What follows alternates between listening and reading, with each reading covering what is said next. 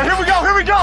Who collectively have covered and talked about more than 50 plus years of Eagles football. Kick off your day with Birds 365. You'll get debate. We love to argue. You'll get the real story from inside the locker room. And you'll hear from some of the great football minds from around the region. You're about to become an Eagles insider. Get in the game. Join Jody Mack and Johnny Mack and join the football community that flocks to Birds 365. Birds 365 starts right now. Welcome to the NFL. Let's go. Let's go. Go.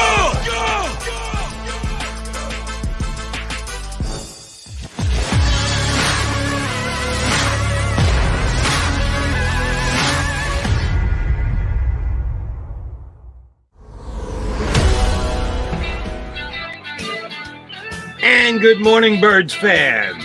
We are counting down the weeks, nay, the days to the opening of Eagles training camp. It should be fun these next couple of weeks before we actually get to football. You got your Mac guys, Jody McDonald and John McMullen, ready to talk Eagles football with you today, tomorrow, the day after, every single day for the next 16 days before we get to Eagles training camp. Johnny Mac, how was your weekend? It was good. Tone was asking me. Uneventful. So that's always good. If it's laid back, I'm happy. Uneventful. Can absolutely be a positive. And I will say the same here at the McDonald household. Did I mention this on Friday that the missus had COVID? You did. I did. How's she doing? Better. She had an infusion, monochloride, something. I should know these things, but I don't. But she called the doctor and they said, we can get you in for this infusion. You go and they put this that helps you like tamp down the effects of COVID. Doesn't cure it or anything, but it just lessens what you suffer from when you do have it. And she got it and she felt much better right away. And we're still keeping our distance here in the McDonald household, but I haven't gotten it yet. I feel fine, which I've been able to dodge the bullets. I've been crossing my fingers for years now. How many times again? I know repetitious here, but I was thinking about that. How many times do you think you've been tested? I was thinking I probably overestimated. We were talking about that Friday. I was thinking about it. I said I'm probably right about the 100 mark, 100 tests, maybe a little bit over, maybe a little bit under. But when you asked me right away, I was like, it's got to be over 200. Then I started doing the math. It just seems like over 200. So I think I'm more in the 95 to 105 range as I kind of knocked it out. I thought about it too long, Jody, to be honest. Fair enough. But you said at one point there was a period of time when you had to test every day. Yeah. Or close exactly. to it. Well, that'll add up pretty damn quick. Well, and that was the big first year of COVID where I had to get tested every day of camp, every single day. No matter if the players had the day off, weren't practicing, I had to go down there and get tested every single day. So that was the vast majority of it early on. Then it got scaled back to once a week. And it was that way for a long time. So quite a few though. When was the last time you were tested? When the NFL declared COVID over. I mean, that was, I forget the date, but they said, they just put their hands up and said, you know what, screw this. And all of a sudden, now we all have to be vaccinated, had to have the booster, had to have the proof of all that to be around the players. But when they said no more testing, basically there was no more testing for us either. And you haven't had to, which let's say you've been tested 100 times. That means you've been tested 100 more times than me. And my wife at one point on the weekend did say, you really should take a test just to be sure. I said, no, I feel I'm fine. with you, Jody. Can I say, for somebody who's been tested as much as it creates panic in people. Like, don't get me wrong. If you're not feeling well, by all means, go get tested. But if you're feeling fine, you say, Jody, but have I had it? to my knowledge, no. I might have had it. Some people have it and don't have symptoms. And you know what? If you don't have symptoms and you had it, go along with your merry life. I Yeah. mean, that too much panic out there. That's what I advise people. And if I had to go out and be around other people, then I test myself. But since my wife tested positive last Friday, I haven't got anywhere. I haven't even left the damn house. Well, the I went and unfortunate part dropped is off a book at the library. That's Yeah. the extent of my leaving the house for the last 3 days. So I don't need to test. I feel fine. I'm not going to test. Yeah. But my weekend was a weekend of inactivity, except for watching sports on TV, Philly stuff, which, oh, by the way, COVID be a big story with them the next 24 to 48 hours because they got to go across the border into Canada. There's going to be a bunch of Phillies who are not vaccinated, who aren't going to be able to play. Nah. Yeah, I'll be talking about it on WIP the next 2 nights. A lot of golf. I watched the Scottish Open. We got the Open, British Open, coming up this week, which should be fun. No football. And I'm starting to get the thirst for it, hunger for it. No USFL. Oh, man, no USFL football. What did I do this weekend? I found other sports to watch. But I also, starting last night, after I finished up with my CBS show and this morning prepping for Birds 365 here, read a lot of football. Didn't watch any, but I read a lot of football. 3 of my favorite football columns and 2 of my favorite football columnists, because one guy didn't actually write a column, but it was a very interesting column to read. Starting with John McMullen on JAKIB Sports. You're now going position by position, giving a little camp preview at each of the positions. You started on Friday and then Saturday and Sunday as well. You've hit the skill positions, quarterback first, followed by running back, wide receiver yesterday. Which was the hardest one to write? Which one did you? All right, I know exactly what I'm writing about this. I don't have to have any research next to me. I know exactly what I'm going to say about each of the position. Which one did you have to put more time and effort into, and why? That's a good question. Not many, because I know this team backwards and forward. I didn't say you had to put a lot of work in, but I'm sure you put more work into one than the other. As far as things, I guess receiver. Just because there's so many bodies and there's so much uncertainty behind the starters, so to speak. And by starters, I mean the top 3.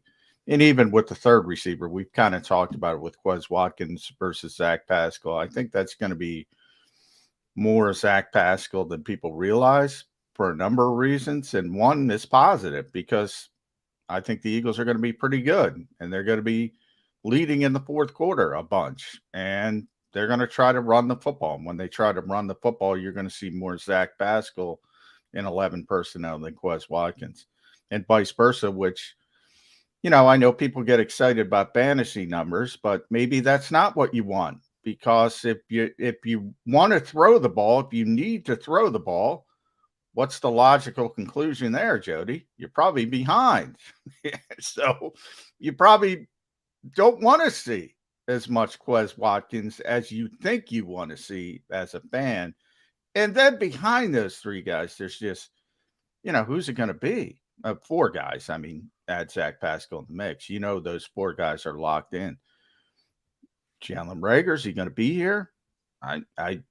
We talked about that a little bit Friday. I'd like to see the Eagles move on for both their purposes, and to be honest, Jalen Reagor, because I think he needs the change of scenery. I think he's a change of scenery player.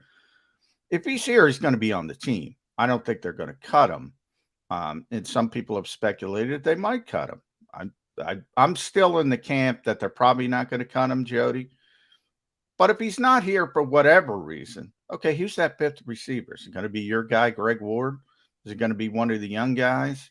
The 16-man practice squad comes into it because you can get guys through waivers and put them and do it that way. So it's kind of interesting, the back end of the depth chart at wide receiver. So that probably is the more difficult one to forecast. And I was pleasantly surprised to see you say, if I had to pick one, it would be Greg Ward, which I didn't.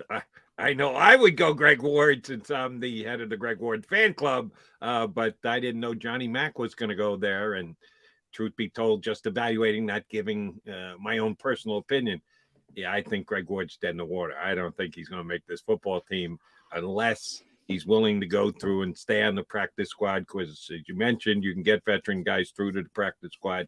They've still got the COVID rule. See, that's what's funny about the National Football League. As you correctly point out, the NFL just waved its magic wand and COVID was gone, at least in their eyes. Oh, except if it gives us reason to have flexible rules that we think are advantageous, then we'll take those COVID rules that we adopted, just leave them right there and not worry about them. And the veterans on the practice squad is one of them. And it may keep Greg Ward at least on the Eagles organization, if not on the Eagles. See, I kind of looked at it the other way. Like, there's a bunch of young receivers. People are going to get excited when Devin Allen shows up because he's going to run by somebody in training camp and catch the football. And he's an Olympic hurdler, and Britton Kobe's this small, really quick, was a good player in college at Utah, undrafted kid. Maybe he can factor in as a punt returner. And then you got the Deion Keynes and the Josh Hammonds of the world, and the John Hightower's still here. Some of these names fans aren't even going to recognize. My point with those guys, you can get them all on the practice squad. You can get them all through waivers. So you don't have to worry about getting anybody through waivers. And, maybe Devin Allen, because of his backstory and somebody wants a kick returner, maybe you have to consider that. But, boy, we got to see that he hasn't played football in 6 years and he's still running track. So we got to see what he is at all before you start worrying about losing people on waivers. But they're going to be able to get any of those young receivers, from my perspective, through waivers. And my whole thing with Greg Ward, man, now maybe you don't need it as much because Zach Pascal is here, but the guy does the job the right way. And, he's a veteran now. And he's a leader, and the guys respect him, and he just shows the younger players that I talked about how to be professional. And I think that kind of thing is underrated, especially when you talk about the back end of the roster. Plus, he helps you on special teams. He's sort of the stopgap returner and that kind of thing. So, he's got a lot of positives for a back end of the roster player. Yeah, but and now I can't believe I'm arguing against Greg Ward. The guys who are going to be on Eagles roster playing game day guys, and I get it, they'll have these young, inexperienced, coming back to football type guys on the practice squad with them. Do they really need him for that? Do they need him to be that influential guy, that mentorish type guy? I mean, if it's not him, it's got to be Zach Pascal. So that's why I say maybe Zach Pascal. I don't know Zach well enough yet. Maybe, but that's what Nick Sirianni talks about him. So AJ Brown, 4 years into his career, is I mean, he's still really young. That's what I'm saying. I mean, same thing with Devontae Smith. Maybe those guys are so good, and I'm not even talking about them, to be honest, AJ and Devontae, because they are so good. But I'm talking about the younger guys, like, as I mentioned, the Kobe's of the world, the Devin Allens, and anybody else, Josh Hammond, anybody, John Hightower, Deion Kane, anybody else who catches your eye in training camp. I mean, it's hard for players like that to look at A.J. Brown and say, I can be like A.J. Brown, because they can't be like A.J. Brown. They don't have that talent. They can't be like Devontae Smith because they don't have that talent. But you can do it the right way and become a better player. And that's where I think like people like Zach Pascal and Greg Ward can be good examples for younger receivers. I just think it's one of those intangibles that when you're weighing something at the back end of the roster and saying, let's be honest, if the Eagles are down to their fifth receiver and Jalen Reagor's not here, from a talent perspective, they're up against it. I mean, they don't have a ton of depth. So as we talk about how good they are with AJ and Devontae, they still don't have a lot of depth. And, as we get closer to training camp, that's going to be a theme. When you start talking about all the high expectations and you start saying, well, how can things go in a negative direction? You point directly to the depth. And wide receiver might be the best example of this, Jody, for this reason. Before A.J. Brown got here, we were talking about incredible need, right? They got to take a receiver again in the first round. Yeah. Bottom 5 positional group in the league. A.J. Brown shows up. They're top 5, according to Pro Football Focus. That's what one player, that's what the right player can do. All the pieces fit into place then. DeVonta Smith is a wide receiver 1. I think ultimately he's going to be that in this league, but as a second-year player, still learning, maybe you're pushing him a little bit quickly to that role.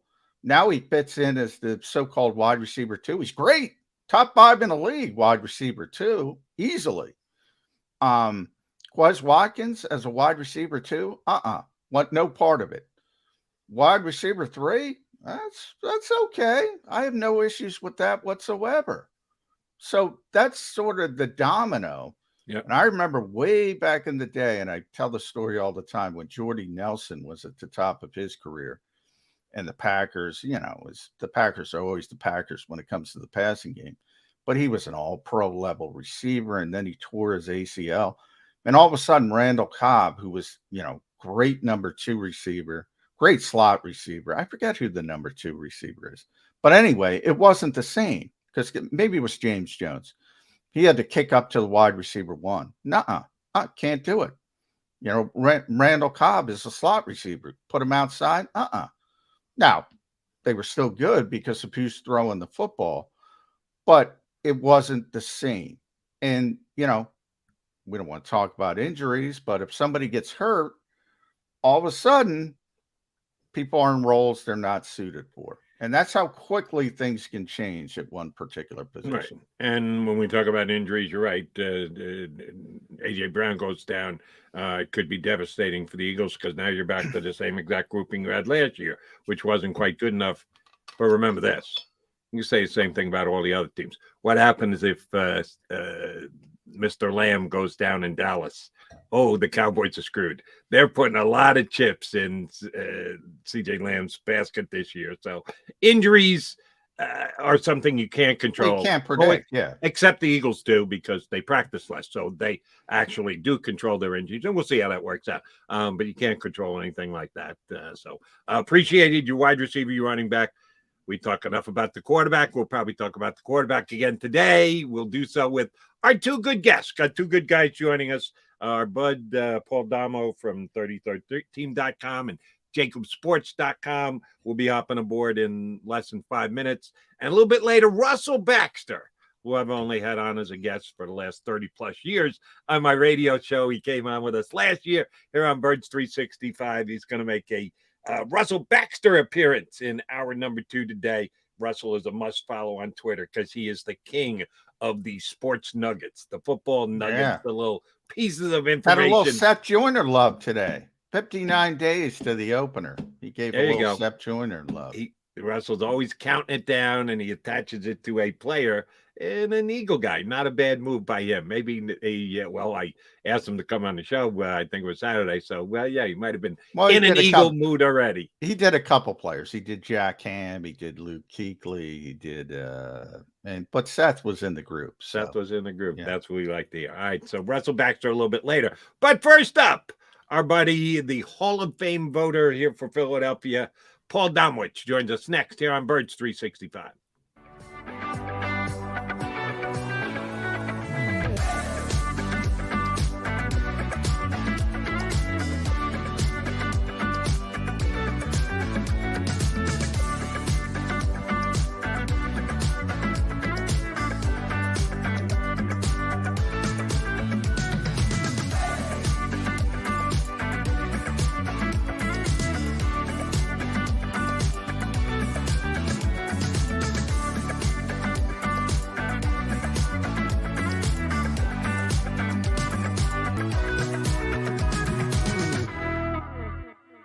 Action News at 11 with Rick Williams. It's the team you trust to bring it all together. The stories that impact your community, a sports roundup for the locals, and the AccuWeather forecast you depend on. Action News at 11 with Rick Williams.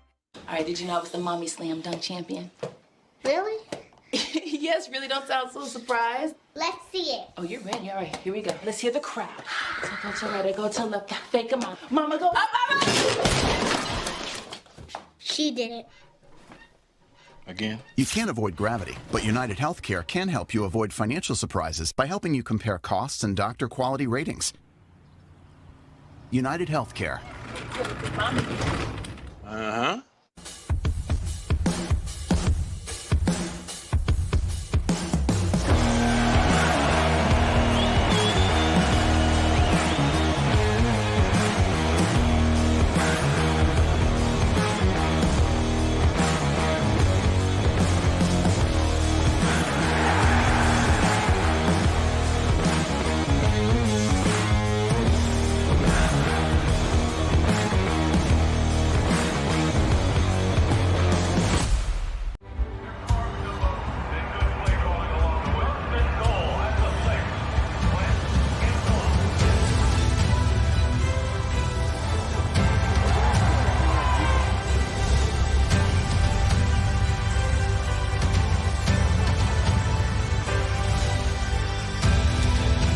Field of life, First Trust Bank is there for you. Champions on three. 1, 2, 3. Because Philadelphia dreams deserve a Philadelphia bank. Go for the midnight dares. Go for the game. Go for the hits. Go for the fans. Go for the win. Go to Ocean Casino Resort. Book your trip at theoceanac.com.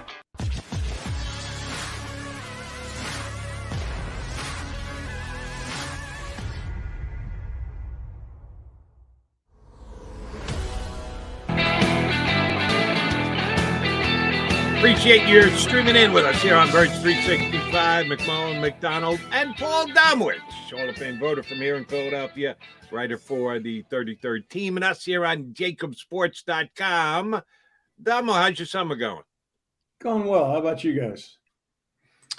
Doing well, Domo. Yeah, it's creeping up on us. Do you ever do the math? How long you've been covering this league and how many training camps you've been doing? Because I try to figure it. I should keep a tally, but I always got to think about it. Do you know right off the top of your head how many you've been doing? Geez. Well, first one probably was, I guess, 83.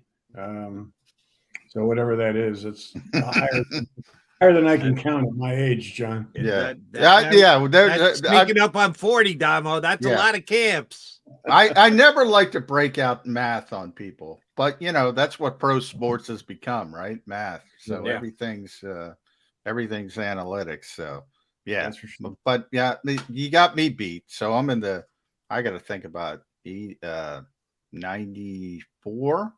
So I got to think about it, but too many. That's for sure. All right, Damo. Johnny just ran down his previews of the Eagles quarterback, running back, wide receiver. We talked about wide receiver in the first segment. The Eagles add A.J. Brown, and it upgrades their wide receiver core. Domino effect. Smith becomes a 2 rather than a 1. Damn, he's good. Quez Watkins becomes a 3 rather than a 2. Damn, he's good. But then there's a drop-off, and the whole Jalen Reagor, will he step up and earn a spot on the team? Will Eagles give him a spot on the team? What do you think of the Eagles wide receivers coming into this year? Well, I mean, Watkins, I still kind of view as a gimmick guy. I mean, he's not going to have a lot of volume. He's going to be a deep threat when they forget about him, because he's got the vertical speed. I mean, I'm the only guy in America that likes Greg Ward. No, that's what I got him on the team, and Jody loves him. Jody's the captain of the Greg Ward fan club. There you go. Well, I mean, I still think this guy can play. It's going to be interesting to see. Him and Pascal, I guess, are competing against each other. If you're looking for that, I don't like his odds if he's competing against Zach, because Nick loves Zach. Oh yeah, well that's the problem. He clearly doesn't like Ward because of you saw that last year how little Ward played. So, I mean, they're probably only going to keep 5. Yeah. So, I mean, with those, if those first 3 stay healthy, you got to like it. I have mixed feelings about the A.J. Brown acquisition only because that's a lot of money to spend on a wide receiver. I mean, wide receiver wide receiver salaries have just gone through the roof the last 2 years. And the weird part is, I understand why quarterbacks are valued. They're starting to pay wide receivers this crazy money, even though every year 6 of them are drafted in the first round of the draft. So there's clearly no shortage, but I understand Howie's dilemma. He's been guessing wrong too often in the draft on the receivers. So he figured, well, this way we got a guy who's proven if we have to overpay him, we have to overpay him. I mean, there's not a lot. I think I haven't looked at the contract real close, but I mean, the guaranteed money isn't horrible. So, it's not a disaster if in 2 years they decide to part ways, or 3 years. So, but anyway, Howie's generally good with the contract part of it, to the fact you can get out of it, as you mentioned, 2 years without too much. I mean, it's never good if you get it wrong on the player. What interests me though, Damo, is if you go back before they got AJ, remember they tried to trade for Calvin Ridley, and that wasn't their fault, and that got derailed for the betting app reasons. And then it was Allen Robinson. Well, it was Christian Kirk, and they got Eagles rightfully bowed out of that. I mean, that was absurd how much he got from Jacksonville. Allen Robinson, Robert Woods, they were trying to get this receiver, and they weren't able to do it, kind of 0 for 4. And we were going into the draft, and, remember they had 3 first-round picks to start before they moved with New Orleans, and we're like, oh, they're going to take a receiver again in the first round. If you remember, Howie at the time said, we don't want to be like everybody else. We don't want to pay these salaries at wide receiver. Essentially, if everybody's zigging, we want to zag. We want to be the smart ones, not overpay for the receivers. Then they go in the draft. Now he goes rogue. He doesn't tell anybody. He trades for A.J. Brown. He gives him a $100 million extension. Yeah. He's a great player, but did the Eagles panic a little bit, do you think? I think a little bit. They clearly want to get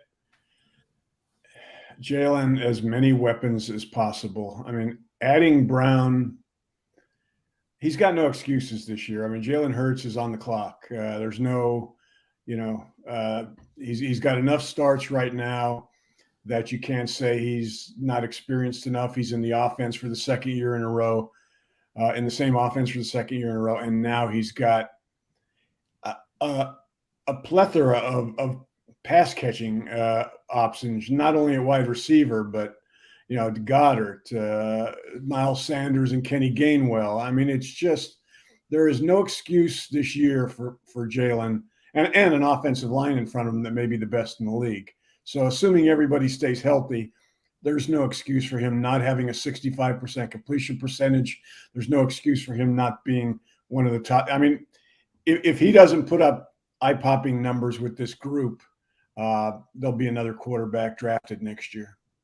Damo, the biggest move the Eagles made during the offseason was A.J. Brown, and there are a lot of ways that you can determine which is the biggest move, projected impact. Salary is usually a pretty damn good indicator. But Howie had a very good offseason, at least my opinion, John's opinion.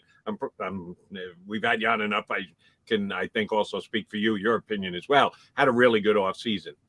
And he upgraded the defense significantly. If Brown isn't the number one move, Hassan Reddick is, again, projection and salary being a big indicator.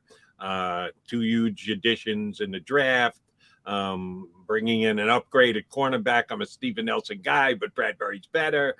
Swapping out a couple linebackers as well, bringing in Kazir White. This has got a chance to be a real nice defense, an upgraded defense, and one that Jonathan Gannon should be able to push whatever buttons he wants to. But then they got to keep it together. They've only got 3 guys who are on the quote-unquote starting rotation who have contracts past this year, the 2 rookies and Darius Slay. Everybody else is on the final year of their contract, both your DTs, your defensive ends, with BG and Derek Barnett, which I won't shed a tear when he finally is an ex-Eagle. Both safeties. You get my drift here. They got a lot of guys whose contracts end at the end of 2022. How busy is Howie Roseman going to have to be during the season evaluating all right, who are we prioritizing here? Who do we want to give contract extensions to? Yeah, I mean, it's going to be something, I think we'll probably see several extensions in November, late October. But there are other guys that aren't getting new deals that they're just going to, I mean, BG wants to be here to finish his career. So they'll get that, if he ends up having a good year and still has one more year left in him, they'll work it out. Fletcher Cox, I mean, he's not going to get another extension. He's not going to get another new contract. The other guys, sure. I mean, they're going to be evaluating them and deciding, who they can go forward with, who can be with this team and be productive for the next 2, 3, 4 years. You talk about Fletcher. What does that contract tell you, Damo? I mean, the Eagles kind of reset it because they over leveraged that thing. I don't know how many times they redid it. I think they set a record for redoing this contract, and all of a sudden it got to be too overbearing, and they take the medicine. They took a lot of dead money, but they also gave him $14 million to come back. That's a lot of money on the Jason Kelsey plan. So he's year to year now, so to speak. But that tells me they still think he's a good player. $14 million. Jody's talking about the money tells you things. $14 million tells me the Eagles still think Fletcher Cox is a good player. Is there some Fletcher versus Javon who's ever better will go moving forward? I think a lot of people default to Javon Hargrave. I'm not sure I would just default to that. I think if Fletcher performs better, they might keep Fletcher and move on from Javon. Am I nuts with that? Well, Javon's, what's the age difference? 29. Javon's 29, going to be 30. Fletcher's 32. I've watched Fletcher the last couple of years, and he hasn't been the same player since 2018 when he was when he was probably the second best defensive tackle in the league. I don't know why. Sometimes it was injuries, but he's got excellent work ethic, but it just hasn't been the same player. He gets frustrated when they double and triple team him. Aaron Donald does not quit when. I'm not comparing him to Aaron, but I don't compare anybody to Aaron. Yeah. But when he was in 2018, he was sure. So I just don't know that we're ever going to see that Fletcher Cox again. And again, the thing here is the salary cap's going up $25 million every year for the next several years. So money is no object anymore. Fletcher Cox has a solid year. They'll find a way to keep him. I guess they're just not going to give him they're not going to give him the kinds of extensions he's been getting. So, I mean, we'll see. I just don't think he's going to be that kind of player ever again. Damo, Fletcher Cox did not make many offseason lists, as in top 10 at their positions. We're wrapping up the season of lists and rankings and the like, because they're actually going to get out there on the field and play some football. Won't that be nice? But a lot of Eagles didn't make top 10 lists, top 5 lists. If you stretch it to 10, a lot of them individually were not that highly ranked across the National Football League. Now, you've been going in the locker rooms for, as we established earlier here on the show, several years. So I've been doing it for a long time. I haven't been able to do it as much since COVID hit, but how serious do the players take this stuff? The media's opinion on where they rank and alike. I know for a fact Madden numbers get them all excited and worked up and ticked off and the like. But any of these other ones, does the old chip on the shoulder thing actually work? Do players go, oh, yeah, I'll show you. You're not going to put me, and go out and actually up their game because they feel they're being disrespected by media? Well, they do get upset, and they do feel disrespected if they're not as ranked as high as they feel. And usually almost always, in fact, they're always not ranked as high as they feel they should be. Whether it helps them, I don't know. I mean, that's every player tries in football, in any sport. It looks for that motivation, that reason to take it to the next level, to work harder. So, it works. Not as much as having talent, but so I think that a lot of these guys will have a chip on their shoulder. They weren't totally ignored in the off season. I mean, their offensive line is rated one of the top 4 or 5 in the league by most people, including PFF. I was surprised. I think it was PFF that ranked their 2 corners like the 3rd best in the league, 3rd or 4th best duo in the league, in Slay and Bradbury. I wouldn't have gone that high. They're certainly better than they were with the addition of Bradbury, but they've improved their linebacking core. I mean, they've improved a lot of places. Goddard's one of the top tight ends. I think he was in the 2nd tier in PFF rankings. So they weren't Rodney Dangerfield here. I mean, they got their. I'm sure guys like Fletcher felt disrespected, but go on the field and prove it, and then we'll talk. Well, Slay is a perfect example of this because, as you mentioned, Damo, Pro Football Focus has them, top 5 cornerback group as a whole. Right. And, but Madden ranking, he didn't get a good enough Madden rating, evidently. And I think it was ESPN, I think, did a top 10 list recently, and he wasn't on that. And he got very upset by that. Well, he's on social media, talking about it. So I think it depends on the player and how they get the motivation. Like Slay doesn't seem to get the motivation from people who tell him he's good. He seems to get the motivation from people who tell him he isn't as good as he thinks he is. At the end of the day, does any of that matter? When you have good players, and I'm not talking about as you mentioned, guys like Fletcher who were once at the top. That's the reality of the NFL. Everything's fluid. You have ascending players, descending players. But when you're at the top of your game, it's about the talent, right? Not about the Madden rating. Who cares? No, it isn't. And, ultimately, these guys have to go out there and play and prove every year where they are. I mean, in this league particularly, it's things change from year to year.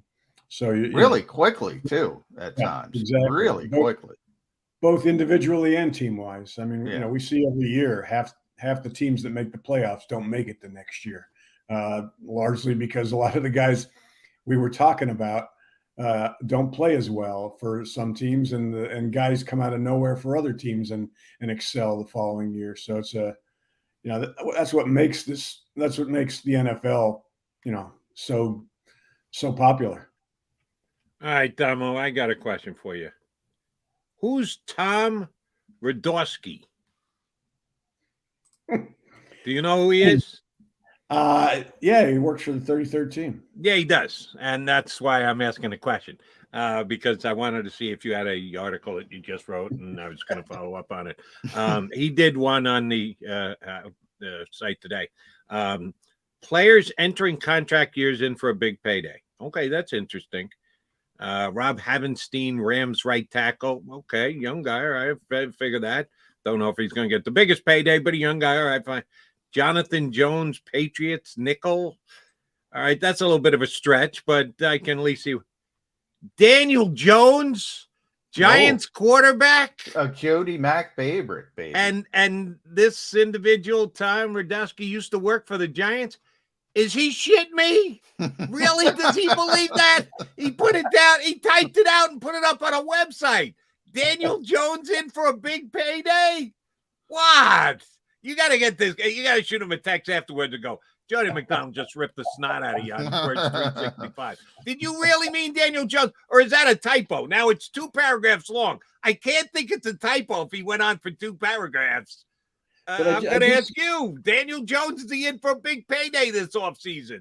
I just saw another story, though, on our website. I can't remember who wrote it, that had the best moves for each team. And the best move for the Giants was not giving him signing him. There you go. Just one person's opinion. I'll go back and read him again. Tom Radowski's not getting me again. I'm not going back to him again. Everybody's got their opinion, Jody. Right. And I have mine, and this guy has no bleeding idea what the hell he's talking about if he thinks Daniel Jones is in for a big payday next. Yeah, it's unlikely, but it is interesting. The quarterback position, we'll get to Jalen Hurts, obviously, because he might be in for a big payday after this season. And that's sort of the underlying theme of this season. If you look at how the Eagles do business, Damo, Jody and I have talked about this a lot. In theory, they got another year with Jalen Hurts as he's got a 4-year rookie deal. But this doesn't strike me as the team that's going to go into the 2023 season with a lame duck at quarterback. That's just not the way they do business. Some teams don't care. They'll do it. They don't.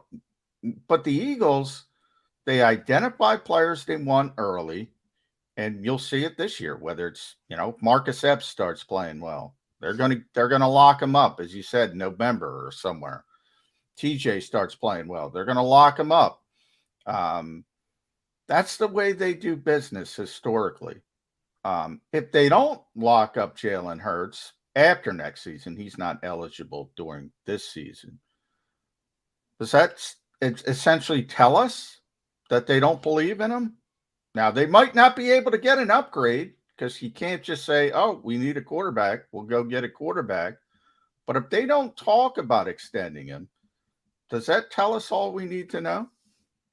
Well, I mean, let's also consider Jalen's got some say in this. If he has a good year, he's different than most of the young quarterbacks because he was not a first-round pick, which means he doesn't have a fifth-year option. So they have to make a decision. They can't. A lot of these guys, you could just. I mean, right now because of the Deshaun Watson contract, it's kind of a hairy market for quarterbacks. Mm-hmm. With the fully guaranteed deal that he got, with the obscene money he got, some of these other guys like Justin Herbert and Joey Burrow are be looking for that kind of money, that kind of guarantee, and we're going to see what happens. I mean, that's what everybody's waiting to find out. Jalen's not in that category right now, but let's say he has a Pro Bowl type year. Let's say he throws for 40 touchdowns with this group and runs for 1,000 yards. Well, then he's getting paid. but he might not want to. He might say, you know what, I'm gonna leave my chips on the table and let's wait a year and see what happens.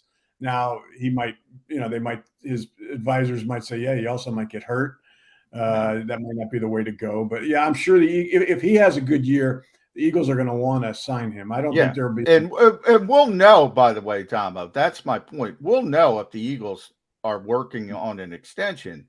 Maybe Jalen, as you said, wants a bet on himself. There are two ways to go, the players involved as well. But you'll know if the Eagles are working on it. And you'll know if they're not. And my point is, if they're not, that's not a good sign if they're not able to upgrade the quarterback position. I mean, this is the move that's going to determine what happens with the Eagles for the next several years because he plays well and they believe he's the future. They've got all those picks that they don't need to worry about using on a quarterback. If we get to January and Jalen's not the answer because he didn't play all that well this year with all of these receivers and this offensive line, or he gets hurt, getting hurt is really going to throw a damper in this because then they wouldn't be able to make a decision. We'd be back to kind of like, well, what do we do now? But I mean, if he plays well, life is going to be looking good for these guys. All right, Damo, I know you were just spitballing there, but between you and I, 40 touchdowns for Jalen Hurts, I'll take the under. 1,000 yards rushing for Jalen Hurts, I'll take the under. But I know you were just throwing numbers out there. But this is a legit concern for me. I brought this up last week. I want your take on it. We know the Eagles would prefer to throw the ball more this year than they did last year. If they didn't, they wouldn't have gone out and gotten A.J. Brown and paid him $25 million per. So we know their overall desire is to throw it more than they did last year. The run game worked for them. The run game got them into the playoffs. But starting fresh this year, they're hoping to throw the football more, and hopefully they throw it very successfully. But if they do, that means less running by their quarterback. And Jalen Hurts, I think it was a Rube stat last week. There were only 3 players in the NFL who had more 10-yard plus runs than Jalen Hurts in the National Football League last year. The Indianapolis kid, Chubb, and one more who I can't remember. But 3 running backs had the 10-plus yard runs. Jalen Hurts had 29 of them. Only 3 guys had more. So if you're subtracting that from the offense, a lot of those runs last year moved the chains. Usually do when you go for 10 yards. That's what they mark first downs off in the National Football League at. But those were key plays for the Eagles. Now he's going to complete passes on a lot of those, and hopefully most of them are more than 10 yards. But if you're lessening that aspect of your offense, is it just guaranteed to be better because you're deciding you're going to throw the ball more? Could having Jalen Hurts run the ball less, either designed and or him taking off because he's feeling the pressure, could that actually be something that the Eagle offense misses this year? Well, I think Nick wants to run less. I mean, those last 10 games, I believe the run percentage was somewhere in the neighborhood of 65%, the most in the league. I mean, that was crazy. And you don't do that. You just can't succeed long-term at that rate. But I think they still want to run, and I think they still want him to run.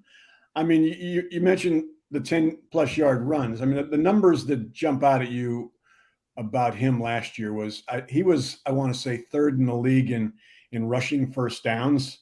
He was 2nd maybe in rushing first downs on 3rd down, which was the one and only reason they were 4th in the league in 3rd down percentage last year. It certainly wasn't because he was throwing the ball well on 3rd down.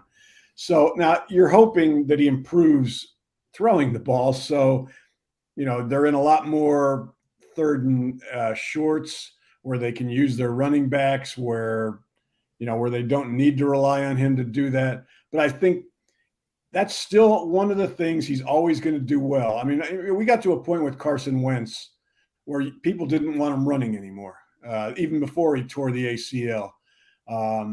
They just felt it was too dangerous. I don't think they can take that attitude with this kid because no matter how much he progresses as a passer, his running ability still is going to be a vital part of who he is. He's not built like a lot of he's built like a fullback. Yeah, a little bit. I think the injury factor, the risk of injury is less.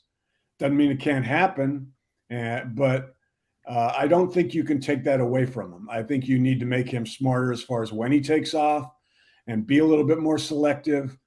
But I think you'll still see, plays called for him to run, especially if the passing game is successful. It's just going to open things up all around. So, it got to the point in Seattle with Russell Wilson where Pete Carroll did not want, he didn't like what he had. He didn't like Russell Wilson running all over the place. He kind of likes having Drew Locks, believe it or not, that they can just pound the ball. Yeah. I don't know that I don't know that Drew Locke's going to take him anywhere, but he is not. Yeah. But still, what I'm saying is they still are going to want him to run. Maybe the numbers aren't going to be quite up there with last year, but that's still going to be a big part of his game. When we talk about, I think we all agree they want to scale back, as you mentioned, with the run percentage, Damo. Is the scale back sort of less read option stuff and keep the off schedule stuff? Because that's what he does well on 3rd downs. Look, if nothing's there, go pick up the first down. But you can limit it at least a little bit if you put that read option in the pocket and say, all right, we're just not going to run that as much. Is that what you project to happen? I don't know, John. With this group of receivers, I want to see how big a deal the RPOs are with Nick this year in that offense, because I think it could be really big. This group running slants could just destroy defenses. AJ, yeah.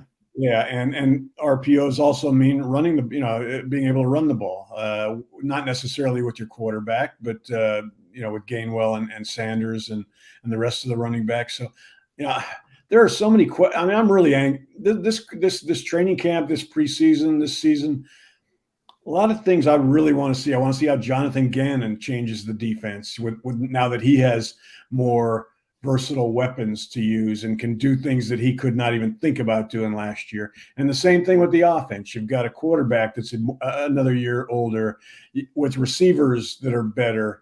I mean, how are they going to change? Because Nick strikes me as a guy that knows you have to look different from year to year. You can't, last year I remember he was just obsessed during training camp with the fact that nobody was going to know what he was going to do in game one. So, I mean, he's a guy that likes to surprise defenses. So I'm anxious to see what we're going to see from that offense as far as how they attack defenses. All right. Speaking of game one, which is now, I got it written down here, 62 days away from opening day for the Eagles.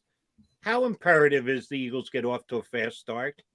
We're going to be questioning, at least I will. And John at least laughs when I say it about the Eagles not practicing.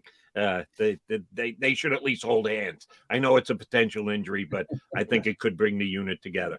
The schedule says this team should get off to a really fast start, which is a good thing in that they do have teams that, at least on paper, they should compete and potentially beat. But if it goes badly, Damo, if they start 1-2, how ugly could it get here in Philadelphia? I don't know how ugly it could be, but it's not an ideal situation for them because they do have to get off to a good start. I mean, ideally they could be 8-2 after 10 games. Oh yeah. They don't want to be 5-5 after 10 games. That's the worst case scenario there because that's, granted, we don't know, we talked earlier about from year to year, the teams that make the playoffs and don't. So we don't know who's going to be good in late November and December, but assuming we're looking at what we're looking at on paper now, and that's who's going to be good, then you want to make hay early with this, with this schedule. And then, so at least you have some cushion later on if you have injuries or things like that. At PDamo on Twitter, follow Paul there. Read him at the 33rd team. Read him coming soon to JAKIB Sports. Damo, can't let you go without talking about the Hall of Fame. 24 days, thanks to Russell Baxter, who's going to be on the show. I wouldn't know. 24 days until the Hall of Fame game. Big year for you with Dick Vermeil and Sam Mills getting in. I want to talk to you, though, about the group as a whole. I found things kind of interesting. Cliff Branch finally gets in.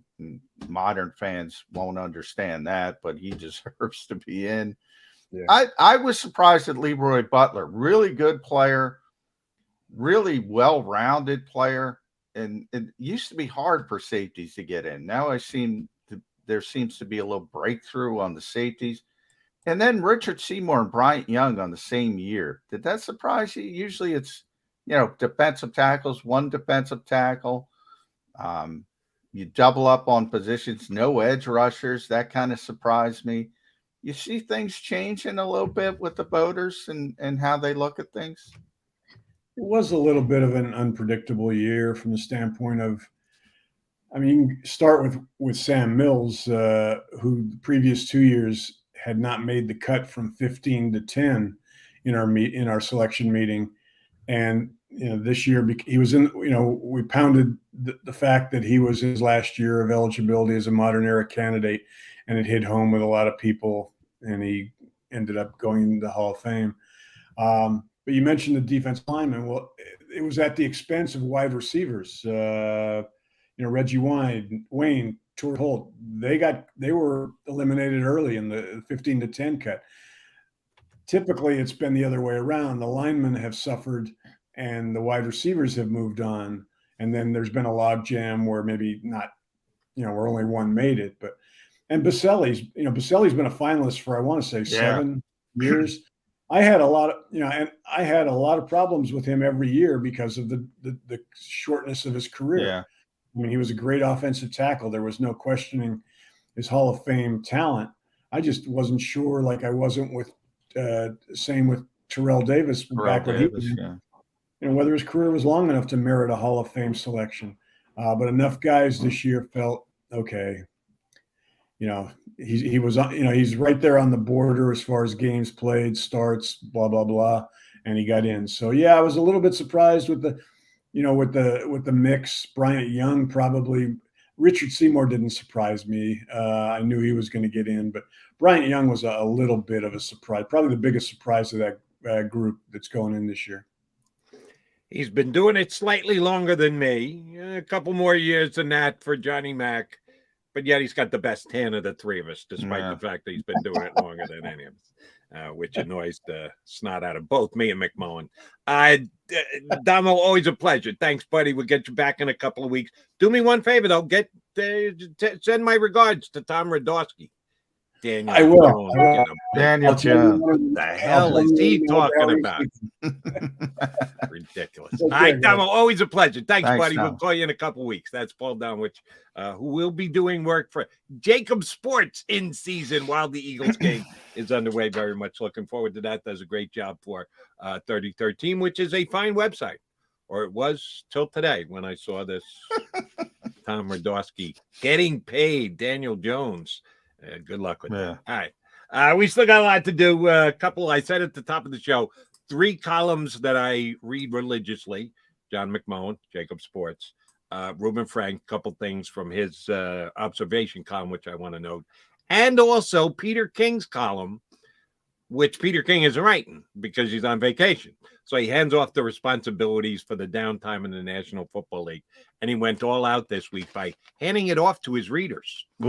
A mailbag column, which they had 30 good, better than Tom Radowski. Daniel Jones is going to get paid. Peter King's readers do a much better job than he did. And one of which is a guy who tweets me all the time. And really on our he's streamed in here on Birds 365 today. I was going to give him his props for being part of Peter King's Football in America column. We'll touch on that when we come back. Russell Baxter, ProFootballGuru.com, is also going to join us coming up in about 25 minutes from now. So keep it here on Birds 365. Go for the polls and the pools. Go for the oohs and the ahs. Go for the bubbles and the bubbly.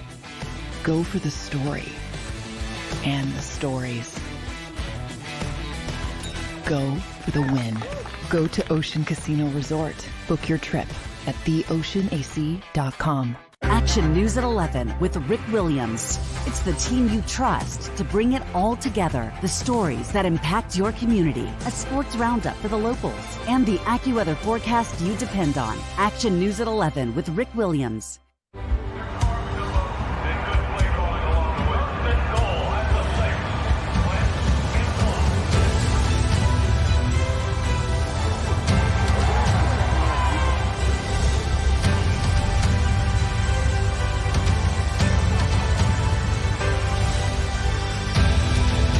Field of life, First Trust Bank is there for you. Champions on 3. 1, 2, 3. Because Philadelphia dreams deserve a Philadelphia bank.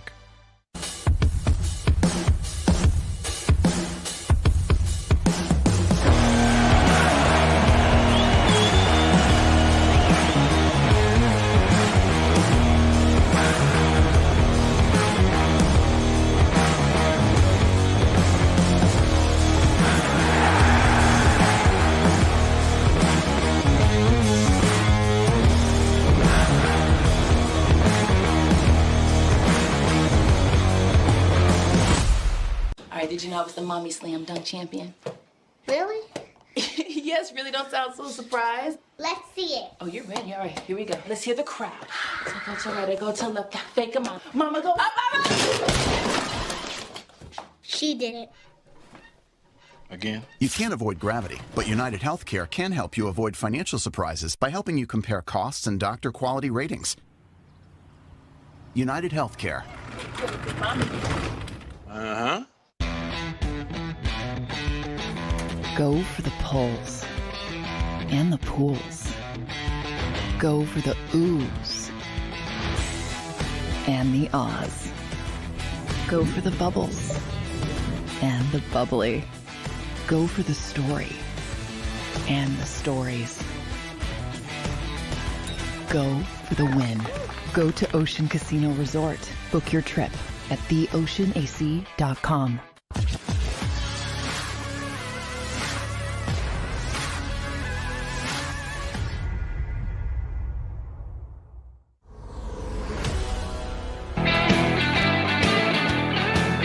Hour number 2 of a Monday edition, the countdown being on 15 days till the start of Eagles camp, 62 days to the opening Sunday versus the Detroit Lions. So we're getting close, folks. Looking forward to doing all the things, stepping up to the beginning of another Eagle season. Before we went to break, I mentioned that read Johnny Mack this weekend, read Reuben Frank this weekend, checked in on the Peter King column, even though knowing Football Morning in America is going to be composed by someone else other than Peter. He's on vacay. Interesting thing they did. Peter took all of his mailbox stuff, which part of his column every week is he responds to a couple guys who write him. He put out a request for everyone to come up with an idea that they think would improve the game of football, something that would make it better. And he picked out the 30 best ones. It's a good read. It's on Florio's Pro Football Talk site if you want to go read it. But one of the included 30 was from Philadelphian Chris Fried, who is a oftentimes tweeter to me. He's hit me up on Twitter all the time. Chris, thank you for that. And he did jump in on the stream today and said, did you see that I'm in Peter King's column today? And I had it on my show sheet. I have a show sheet that I put together every morning. And I did note that and was going to bring it up at some point on the show. Since he beat me to it by jumping on the stream, we could do it now. No great surprise. Now, I'm giving Chris credit because A, he's a good guy. B, he usually sends me good tweets. He had a completely 100% predictable addition to Peter's column. Bring NFL training camps back to the campuses, which here in Philadelphia, long history, starting in Westchester, going to Lehigh. It's been going on forever. I didn't get here till after they left Westchester and moved up to the Northeast Extension. Yeah, everybody loves it. Everybody enjoyed it. Everybody took days to go up there. Everybody's got a story about going to Eagle training camp. That's the past. This has got no chance of ever coming back, does it, Johnny Mac? They're never going back to doing their camps remotely. No. We see the shrinkings of camp, the actual work that's done. Do you think they're going to take that on the road? The scaled back camps that the Eagles have. No. Yes, let's put this on full display on a college campus so all our fans can come up and watch us do calisthenics for 45 minutes and get the hell off the field. That's got a chance of happening. It's just not cost effective anymore. And, the scale back, the remembrance were 2-a-days and, things going on all day. It just doesn't exist anymore. I'm surprised anybody goes away. And there's some, still some old school guys hanging on, Pittsburgh, Kansas City.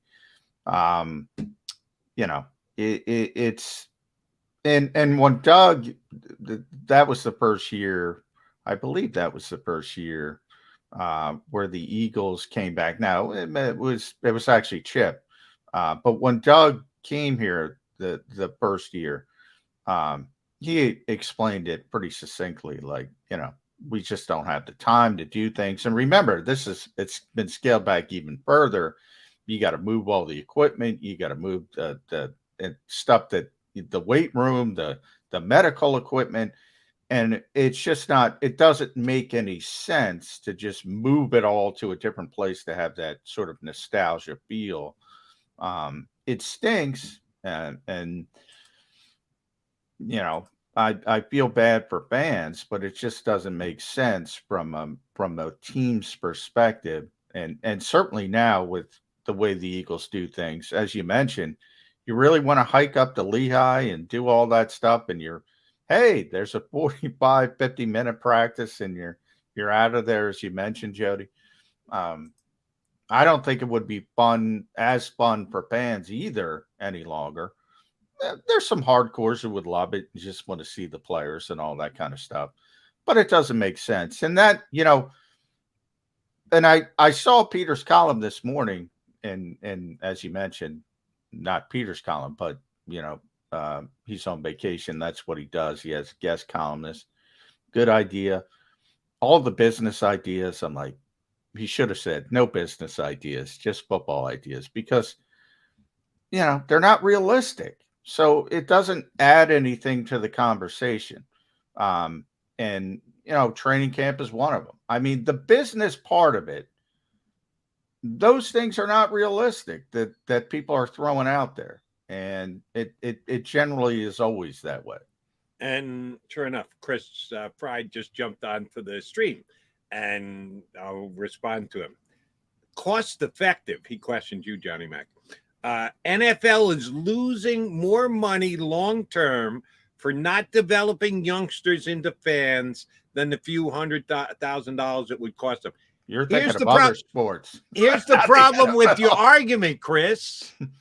They're not losing fans. No, they never lose fans. Even when they basically spit in your eye, which I am agreeing with you, that's exactly what this is. They're telling fans, listen, love you, bud. We're not going to give you what you want, not going to give you what you need. We're not going to bend over backwards to allow you access to the team. We're going to do things our way, and we know you're going to show up on Sunday and watch for 8 straight hours. We know you're going to come to the game and pay your $150 for a ticket. We know you're going to pay your $40 for parking and beer and everything else. And, we're going to give you less. We're not going to give you as much access. We're just going to do our thing our way, most convenient for us. And, you guys, you'll glom on because you always do. That's what it is in the National Football League. No matter how much less of a product they give you. And, oh, by the way, part of the article somewhere today, Roger Goodell, the NFL is going to start a streaming service, NFL Plus. Yeah. Charge you $5 a month for what? We haven't figured it out yet, but we're going to charge you $5 a month.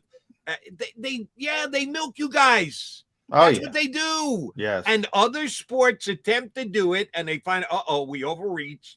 And then they back up, and they say, well, we got to give them some if we're going to ask for something. The NFL just keeps taking and giving less and giving less and giving less. I talk about it all the time. You're with it. Yeah. The NFL fans say, yes, please hit us again. Yeah, the NFL is the only sport that isn't worried about creating new fans, and that's part of the problem because they know nobody's going away. But I was looking at just and that's what I'm talking about, like adopt relegation. Yeah, it's a cute little thing. I enjoy it in the way sort of the EPL runs and things like that. Give ownership 10 years to win. These are not realistic, Jody. I mean, these guys pay billions of dollars for these teams. They're not going to accept these restrictions. I mean, now some people might think it's fun to talk about that stuff. I'm a big realism guy. Like if it's not realistic, I turn off. Like I don't even start and that kind of stuff is not realistic. So that's all I'm saying. It's not realistic. And the cost-effective part was not more from the NFL. It was more from the Eagles. And by the way, the Eagles can afford it. The Eagles can afford to piss away whatever they want and drag their equipment all over for 2 weeks. Right. But they prefer not to. Rich people are rich for a reason. And they prefer not to drag all this equipment and all these things and all these logistics for 2 weeks of essentially nothing when they can do it easier at home. That's what I meant by cost effective. Right. And it really is more convenient than it is dollars and cents because if they used to do it and they didn't generate 1/10 of what they generate now these days, why couldn't they afford to do it? Well, of course they could afford to do it. They just choose not to because they don't need to, because they don't have to worry about appeasing you fans and getting out there and showing off what they're doing in the preseason. If we can keep it under wraps and we can make it easier on ourselves, coaching staff, general manager, everybody else, our players, don't have to ask them to stay in dorms or whatever. Yeah, they're going to do that. They're going to choose the easiest path because they know there's going to be no downside residual effects. And that's another thing. I talked about it last week. And Dama's been going to training camp since '83, since me the early '90s, and you're having these. You're going to pay Patrick Mahomes 150. You're going to pay AJ Brown. Let's do it locally. $100 million.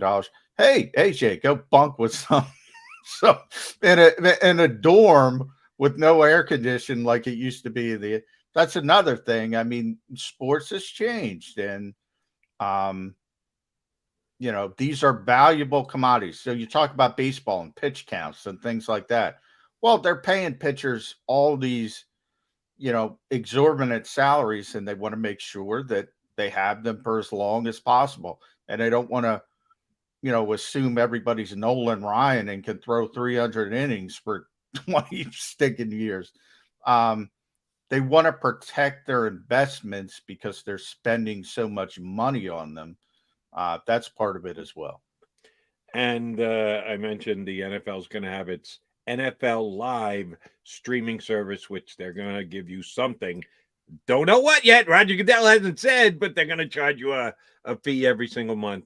Don't know if it will or won't be tied to the NFL Sunday Ticket, which this final year is on the satellite service. But it's up for bids in 2023. And Goodell basically came out and said, yeah, chances are it's going to be a streaming service. I got no problem with that because I used to have the dish. I had the NFL Ticket for 2 decades, however long it was. I started working on Sundays. So my wife said, how much are we paying a month for this? And you're not home to watch the games. I said, you got a point, honey. So we dropped it. And it'd be nice if we get a streaming service, if it's going to be a streaming thing going forward. And that's what you're going to be able to get the games on and the like. But yeah, I've never paid for DirecTV because I'm never home to watch the game. Right. So, and I did for, like I said, 20 years. I had the satellite dish up on top of the house. But when I was no longer home on Sundays, we wisely said, yeah, we don't need this. We've got enough on our. Can I tell you real quick, Jody, my favorite piece of advice the fans gave in Peter King's column? Yeah. And I want to hear yours. I can't find it. I think it was called tanking insurance. I love that idea. I've always loved that idea. Tanking insurance. You reward the first team out of the playoffs more than the worst team in the draft. In other words, the first team that misses the playoffs gets the number 1 overall pick, and then you go backwards until you get the teams in the playoffs, and they're in the back half of the first round. And then, in theory, you're trying to win every game. You're trying to win every game because I think tanking, and I think we're on the same page here. It's antithetical to the very idea of sports and competitiveness. And I think we joked about it with Damo. Everything's math, and you have these people, and don't get me wrong, they come up with some amazing data, and they more so in basketball and other sports than football, but in football as well, they've come up with the idea, well, it's easier to win this way, and they're completely right. So change the rules and eliminate that, because you should not have professional sports teams trying to lose. Never, ever, period. Actually, I believe that. I like the way the NBA does it best. And I know that the Sixers absolutely tanked in the NBA. And oh, by the way, the 3 years of watching the worst basketball in the NBA, certainly in the history of the Philadelphia basketball organization, hasn't delivered anything as far as the playoffs go. They were going to be smart enough. They're going to figure it out. They were going to do it better. They're going to think outside the box. Still can't get past where Doug Collins got with the 76ers in the second round of the playoffs. So the fact that they have a weighted lottery, I think, is the best way to do it. I don't want to give the first pick in the draft to the team that just misses the playoffs, because the reason you have the draft is to try and strap up the worst teams. And I think that's what you should try and do to give everybody the fairest chance. So if you make it a lottery, then you don't know who's going to get. You just missed the playoffs, the ping pong balls come up your way. guess what? You get rewarded with the first pick. If you go 1 in 16 and you attempt to tank and the ping pong balls go against you, oh well, for you for trying to lose every single game. I mean that the NBA's had different incarnations of the lottery, and it's gotten more weighted to where it's, you know, certainly the odds are, and it's happened many times, that the worst team doesn't get the first overall pick. So it's a little bit better, but I think it's too weighted. I hear what you're saying, but the NFL too is a little bit different than other sports because it's built on parity. And the difference between 1 and 32 in the NFL is probably lesser than the other sports from 1 to last. You see it every year, worst to first in the NFL. You get a couple players, you can turn things around pretty quickly. So I think that part of it lends itself a little bit better to the NFL, doing it the way the fan in Peter's column explained it. Boy, I'd love to see teams fighting to win games, though, Jody. I really would. I really would. I hear what you're saying, but the one that actually grabbed my attention most was the one that could probably happen the easiest, because a lot of them were out there that had no chance of happening, as you've already stated. Thank you very much. No chance. You got no chance. Coming back to college camp, no chance. It's not happening. So there are a bunch in there that were, while fun to talk about, have no chance in reality. One was so simple. The 30-second clock, the play clock in the National Football League. How many times a year, and oh, by the way, between you and me, I think the television partners with the NFL are told not to use camera shots that show the snap of the ball and the 30-second clock in the background. Now, they have it on TV, and then they can make the argument after the fact. Well, it wasn't perfectly synced up. If you have a shot, a video shot over the quarterback's shoulder, and you can see the play clock, and it's gone off before the ball snaps, and the referee just didn't blow their whistle, the play counts. Every game. There seems to be 1 or 2 times it happens every single game. You go, but it was a 0, and he hadn't snapped it yet. Why didn't they throw the flag? Well, the NFL has explained this many times, and it's a stupid explanation. Basically, crap. Yeah, complete and utter crap. The mechanics of the play, the officials looking at the clock, and there's a little bit of lull. So in essence, it's 40-second, by the way, during the game. So in essence, it's like 40 and a half seconds. So you look at the clock, and then you look down, and you get that extra half tick if you're the offense. Look, there's so much technology. First downs. We got officials. I mean, you could easily do that electronically and have no, note cards. Bringing out the note card, Jody, to put to put the card in between the football and the first down marker. There should be no need for stuff like that. They should take advantage of technology. The 40-second clock or 25 coming out of timeouts. Yeah, I mean, bang. Have a buzzer, whatever. Why can't they use a buzzer? Why can't the official have a buzzer? Yeah. It makes too much sense, and they can't. Well, we didn't know. There's that split second between your watch. It's tough to avert your eyes from watching the football snap and watching the play clock. Yeah, it's a Give a crap buzzer. explanation. As soon as the buzzer goes, your whistle goes, the play doesn't count. Blow it dead. It's a crap explanation. They still use it. It's, I'm for the most part, I don't have a problem with officials as much as other people. I think I'm well on record. This isn't unofficial. Well, it is because they're the ones who are slow. They're looking at the clock, right? And it goes to 0, and then they look down, so you have that little lull. So they blame it on the human element of the game, and they say, well, we want to keep that in, and I'm all for it. But they're the human element. I mean, I'm all for it because players are human too, right? The whole point of the NFL is execution. Some guys execute, some guys don't. Same thing with officials. So I don't have a problem with a bad pass interference call here and there, blah, blah, blah. But stuff you can easily fix with technology, just fix it. Just use it. Just use it. You and I are on the exact same page. appreciate the human element and the referees trying to do their job and the angles, and you have instant replay to overturn some, but not all. When it's as easy as just give them a buzzer. And as soon as it goes to 0, hit the buzzer, blow your whistle, the play's dead. That's too easy to not fix. It is so easy, you're obligated to fix it.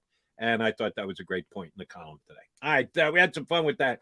Coming up next, we're hoping to get Russell Baxter from ProFootballGuru.com to join us. Good NFL writer who I've had on as a guest for the last 30 plus years.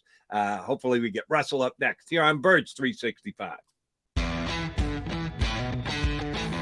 Go for the pulls and the pools. Go for the oohs and the ahs. Go for the bubbles and the bubbly. Go for the story and the stories. Go for the win. Go to Ocean Casino Resort. Book your trip at theoceanac.com. Action News at 11 with Rick Williams. It's the team you trust to bring it all together. The stories that impact your community, a sports roundup for the locals, and the AccuWeather forecast you depend on. Action News at 11 with Rick Williams.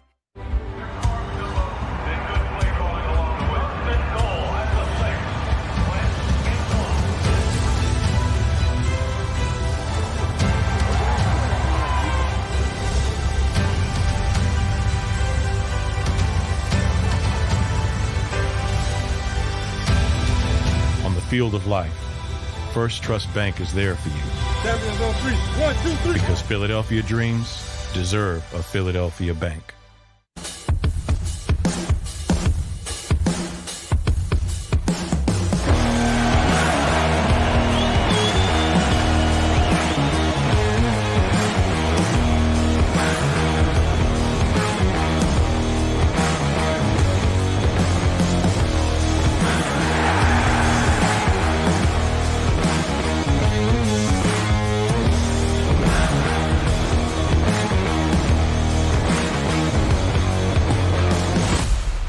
Did you know I was the mommy slam dunk champion? Really? Yes, really don't sound so surprised. Let's see it. Oh, you're ready. All right, here we go. Let's hear the crowd. So go to right, go to left, fake 'em out. Mama, go up, mama! She did it. Again? You can't avoid gravity, but United Healthcare can help you avoid financial surprises by helping you compare costs and doctor quality ratings. United Healthcare. Uh-huh. Go for the pulls and the pools. Go for the oohs and the ahs. Go for the bubbles and the bubbly.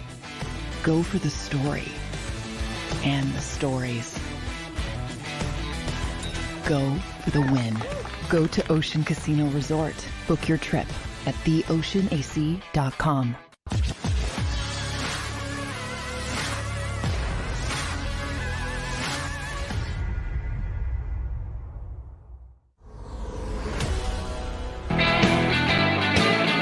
Birds 365 guys here on the JAKIB YouTube channel. Go ahead, hit that like button.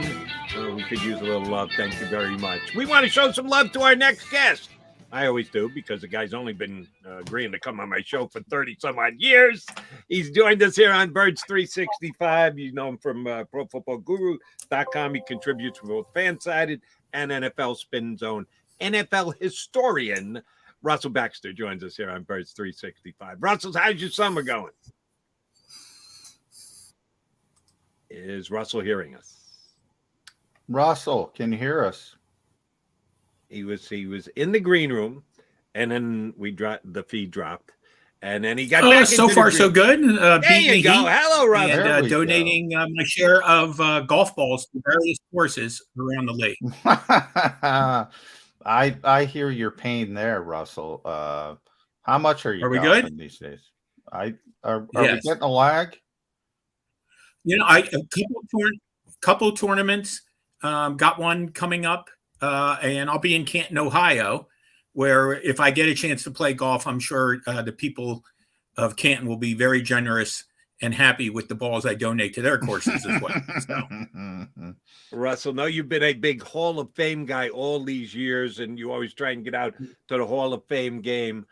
We had Paul Domowitch on before you in hour number 1 and asked him a little bit about the Hall of Fame class. We'll get your opinion as well.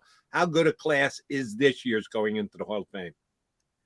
Well, I think it's a very solid class, and it's what I described as a gritty class. Okay. I mean, you've got Tony Baselli, you've got Sam Mills, solid defensive players, guys who in the trenches, Richard Seymour, who could play defensive end, defensive tackle, nose tackle, very versatile. Reminds me of Joe Klecko, who I believe is on the seniors committee nominees, the finalists that came out, which will get reduced with over the next couple of weeks and so on. But I think my personal favorite as far as who's going in, and Dick Vermeil's going in, as you guys well know, is Cliff Branch, who I think has waited an awfully long time. One of the big play receivers in NFL history, one of the big postseason receivers in NFL history. I never heard Chris Berman say that. He used to say this about Darrell Green, so I'll say it about Cliff Branch. He came into the league fast, and he left the league fast. So I'm paraphrasing from Boomer there. That's how he used to describe Darrell Green. And that was Cliff Branch. I mean, I saw Cliff Branch in the 74 AFC title game, a game the Steelers won at Oakland. But he ran past Mel Blount like Mel Blount was standing still and just frustrated him most of that day and so on. I mean, he could take the top off of any defense. I'm glad he's in. In some ways, he's kind of like, is there such thing as underrated Pro Football Hall of Famers? I think to agree there are. A guy who never get talked that much, but he's in the Hall of Fame.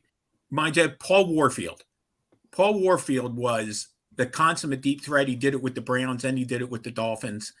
And because the Dolphins were so run-oriented, remember Bob Greasy played 2 Super Bowls in which he was 8 of 11 and 6 of 7. Okay, and he didn't leave. He didn't leave either one of those games either. Okay, so, but Cliff Branch, 3. And by the way, team titles are a team accomplishment, and so on. But he was part of 3 teams that won Super Bowls and did it with 2 different quarterbacks: Kenny Stabler in Super Bowl 11, and of course Jim Plunkett in Super Bowl 15 and Super Bowl 18. So he has the overall resume. Senior committee is changing starting in 2023, where they're going to have 3 instead of 1. It's something they're going to try for the next 3 years. So hopefully the backlog of great players from the, all kinds of eras start filling up the Pro Football Hall of Fame. It's such a great weekend. I don't know if either one of you ever been. My first year, I wrote about this on Twitter last night. My first year was 1989. I was very lucky. I got to see Terry Bradshaw's famous "What I Wouldn't Do to Put My Hands Under Mike Webster's Butt One More Time" speech in 89. It was also Art Shell, Mel Blount, and Willie Wood. Damn. Yeah. I mentioned Cliff before you came on with Damo, Russell, and I was a little bit concerned because, receiving the younger fan doesn't realize they look at numbers and they look at guys like Cliff Branch and Paul Warfield, as you mentioned.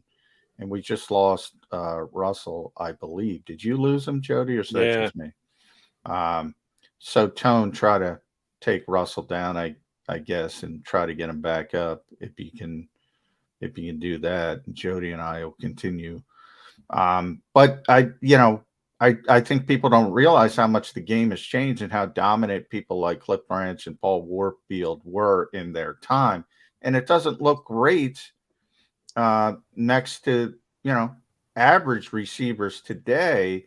Very, very similar. I don't know if you got the first part of that, Russell. Can you hear us? All right, we've got Russell back. Yeah. Russell, can you hear us? I can hear you now again. Sorry. There must be somebody aiming golf balls at my Wi-Fi. No worries. I was talking about Cliff and the different generations and the fact that his numbers don't look great when you compare him against modern receivers.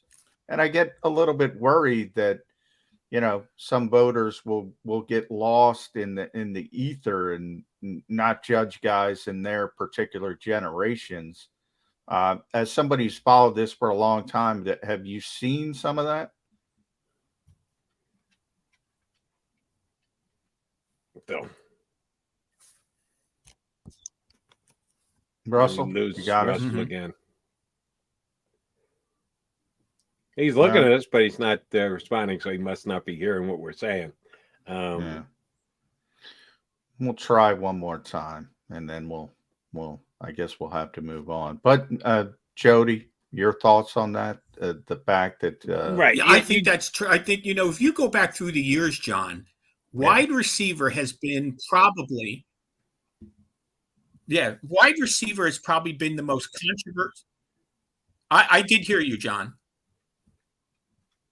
You seem to have a lag. Yeah, that is. I think that's exactly what we're dealing with. Yeah. Don't think we're going to be able to continue on with Russell because if he can't hear us, we're on a lag. He's answering questions 25 seconds after the fact. That's just not going to help us. But we thank Russell for hopping on board. To answer your question that you posed to Russell, John, I appreciate the job that the Hall of Fame voters, Paul Dunwich, who was on with us earlier, and a bunch of other guys we've had on the show over the years, who job is to vote the guys in. I think they do an outstanding job. Will I nitpick with something every once in a while and go, wait a minute, no, you're looking at that wrong. You need to look at it this way. Yeah, every once in a while. But they've got the best writers in the national cover the sport on that list each and every single time. You're right. The biggest thing, the biggest responsibility you have, at least the way I look at it, is you have to keep the players. It's so difficult to compare eras to eras. I think they do a really good job of keeping players compared to the players they played against in the time they were in the National Football League, that they don't go, oh, wait, what do you mean? He only had a 950 yard. We have 8 guys every single year is 950 yards. What do you mean he led the National Football League with 950 yards? Well, because the game was different, less games, less emphasis on the pass. Wide receivers are a tough group because it has changed. The game has changed, the passing game, so much over the last 30 years. It's difficult to do, but I think the guys who vote the Hall of Fame have done a pretty good job of keeping guys in their eras and comparing them to the players that they played against rather than trying to compare them to somebody 30 years down the road. Yeah, and I've said it on this show. I kind of always remember the 92.3 that Joe Montana had as a passer rating when he retired. And nowadays, that's run of the mill. That's middle of the pack. Yeah. And needless to say, it was a record at the time and was kind of, so far above anyone to that point. And now if you're at a 92.3, you had a decent year, but you're not with the Rodgerses of the world, the Aaron Rodgerses of the world. That's how much the game has changed, and probably most notable at quarterback and wide receiver, because there's so many wide receivers with just bloated numbers. Same thing with quarterbacks. And then you start looking at Kenny Stabler. Russell brought up Cliff Branch. It took Kenny Stabler a long time to get in the Hall of Fame. And I would say every year, what the heck is going on here? Even Ken Anderson, who I know from being on the radio in Cincinnati for years, I've always thought Ken Anderson, that's a Hall of Fame quarterback. And he might get in there. And he's sort of been like he's on the seniors committee now, and I think he's got a good chance. As Russell said, they're tweaking things a little bit. And, he's still not in. It's really difficult to judge guys in their particular era. But I think you're right. The voters as a whole, well over 90% of them do a very good job at that. That actually surprised me a little bit, John, because I go through this exercise every single year. If you're any kind of a football fan, I know you do because you're a football writer. you guy's name comes up and you investigate his numbers. You look at his numbers and you try and compare him, as we were just discussing, to the other quarterbacks in his era at that time. You had Anderson as a Hall of Fame quarterback, huh? Yeah. I think, he's one of the most underrated quarterbacks, I think, ever, to be honest. And I think he does get kind of lost we talk about Super Bowl titles all the time. He wasn't able to get over the top. And I think, like, Warren Moon is a guy who, I got to cover as a tremendous, tremendous quarterback, maybe through the prettiest ball I've ever seen. And he had all this talent, all this passing yardage, but I never thought he was a Hall of Famer. And he got in the Hall of Fame really pretty quickly. And part of that is team success and getting over the hump. So it is interesting when I everybody's got their thought processes. Maybe because I've talked to so many people in Cincinnati, and they pointed out some things about Kenny Anderson and Player of the Year and All Pro nods and things like that. And people kind of forget how good he was. And then you got that. I think Warren was one of the first guys with the astronomical numbers, run and shoot. Remember that offense? Right. And the numbers were just outrageous. But, and then people kind of caught up to the numbers because it kept getting that way. And I think if you go back, you got to be careful. The first couple guys that put up those astronomical numbers, you were like, wow, 4,000 passing yards, 4,000. Well, now it's like, okay, it's run and shoot. It's interesting you bring those two guys up, because I had Hall of Fame opinions on both of them. Yeah, I never thought Kenny Anderson was a Hall of Famer. Hall of the Very Good, yes. Hall of Fame, no. And I did crunch his numbers, probably shortly after he retired, probably the first year that he was up for Hall of Fame eligibility. And even in comparison to the guys he was against, I just thought he came up short. Here was my thing about Warren Moon. Does Canadian Football League count? No. It's the Pro Football Hall of Fame. It should be, but it's not. Right. It isn't, because there are guys that would just get in off their Canadian Football League numbers. Never played it down in the National Football League. Yeah. Put up outrageous numbers up there. So the Canadian Football League numbers never really counted for me. And if they don't, then I thought Warren Moon was short. I thought that they looked at it and said, and he did. I know we're not officially looking at it, wink, wink, nod, nod, but look at what he did in the Canadian Football League. And if he had been in the National Football League at that time and put up numbers comparable, but then he would have been a Hall of Famer. I'm with you. I didn't necessarily believe Warren Moon was a Hall of Famer unless you made that leap of Canadian Football League, what he would have done in the National Football League. I'm a tough grader. If I were, so am I. Well, I'm a tough grader too. They'd hate me because I just go, kind of short.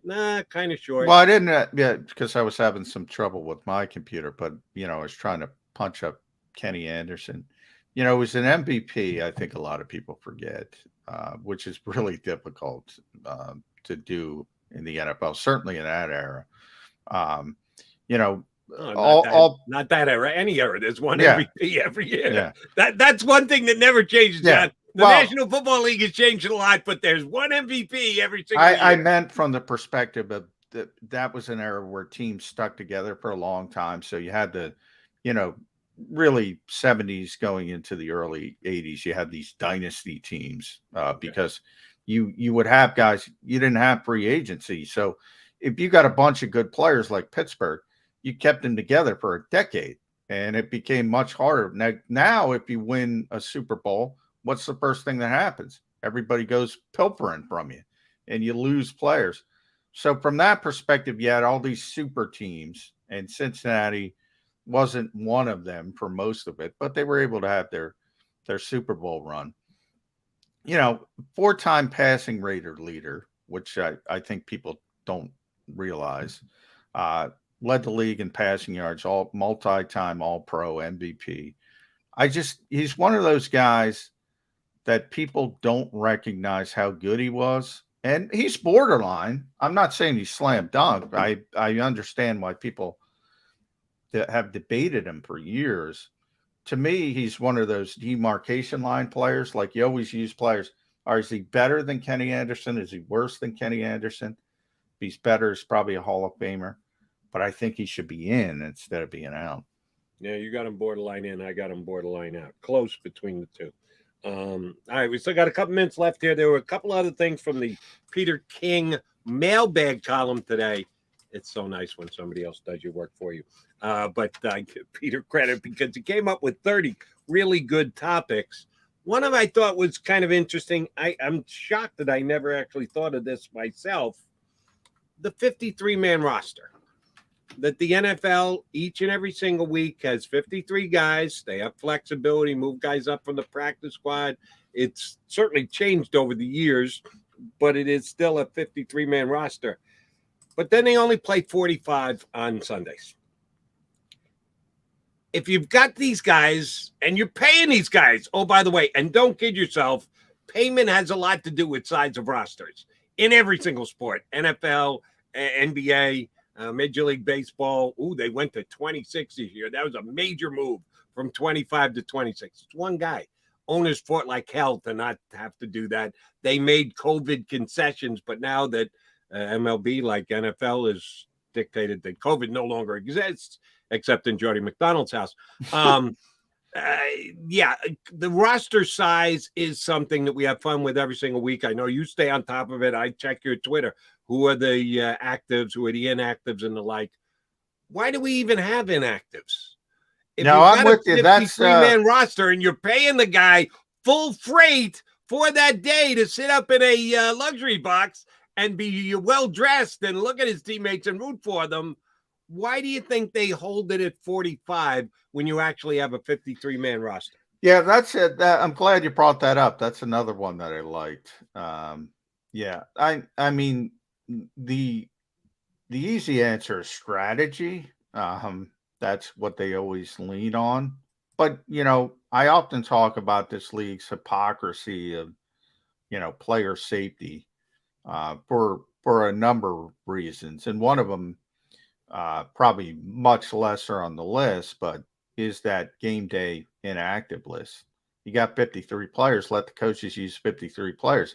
The last thing, probably the best example is offensive line. You generally have a swing tackle, right? So if you have two injuries, and we've seen it many times over the years, sometimes you have a tight end playing tackle and it just gets ugly.